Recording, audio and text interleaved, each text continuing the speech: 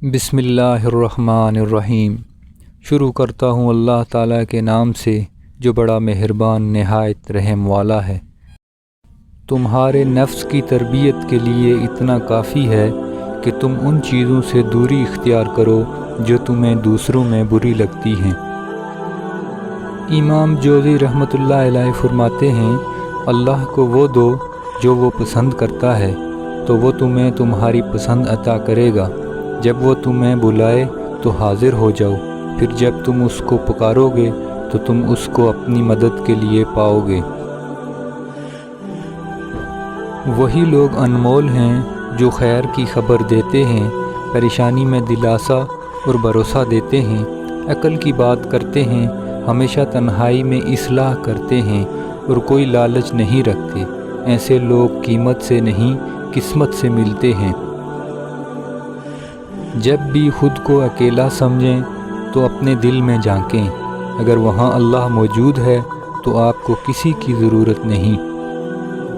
अल्लाह हमारे नसीब में पथरीले रास्ते लिखता है तो हमें मजबूत जूते भी अता कर देता है। आप हमेशा अल्लाह की रज़ा में राज़ी रहना सीखिए। यकीन रखिए अल्लाह अपने बंदों को आज़माता है।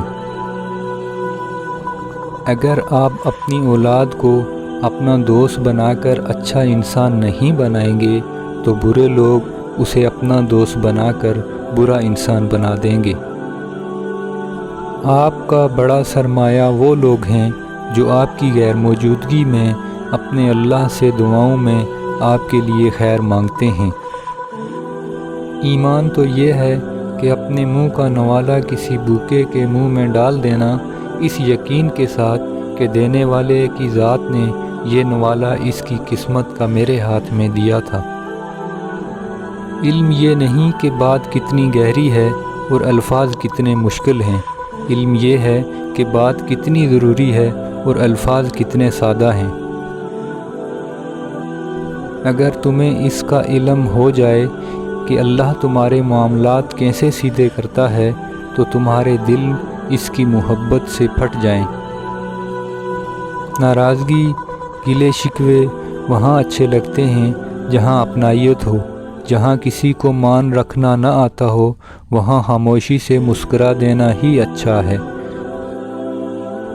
जहाँ आपके लफ्ज़ों की कदर ना हो वहाँ खामोश रहना बेहतर है। खामोशी आपकी कदर बढ़ाएगी लेकिन बहस करने से आप अपनी इज़्ज़त गंवा देंगे। उनकी खामोशी से डरो जिनका आपने दिल दुखाया है, क्योंकि अगर उन्होंने कुछ कहा नहीं या किया नहीं तो बदले में अल्लाह ज़रूर करेगा।